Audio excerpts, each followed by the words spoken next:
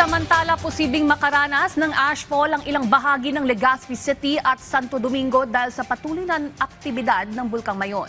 Mahigpit ding ipinatutupad ang pagbabawal sa pagpasok sa loob ng 6-kilometer permanent danger zone. Yan ang ulat ni Paul Happy ng Radyo Pilipinas. Albay.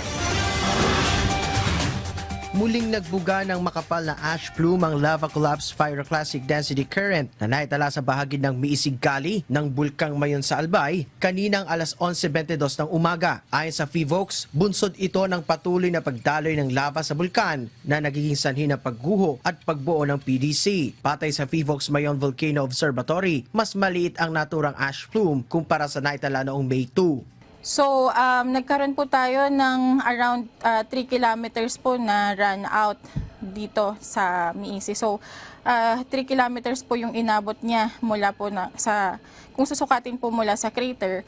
At nag-form po ito ng ash plume na umabot din po sa 4,000 meters o 4 kilometers po from mean sea level. Dahil naman sa mahinang ihip ng hangin sa itaas ng bulkan, posibleng makaranas ng ashfall ang ilang bahagi ng Legazpi City at Santo Domingo. Kaya naman ang pamahalaan patuloy na minomonitor ang sitwasyon upang agad na maabisuhan ng mga residente sakaling lumala ang aktibidad ng bulkan. Ang Daraga MDRRMO nga agad na nakipag-ugnayan sa mga barangay na sakop ng Mayon Unit upang matiyak ang kaligtasan ng mga residente rito. Mahigpit din pinapatupad ang pagbabawal sa pagpasok sa loob ng 6-kilometer permanent danger zone. As of now, negative ang LGU Daraga for ashfall as per report ng aming monitoring team.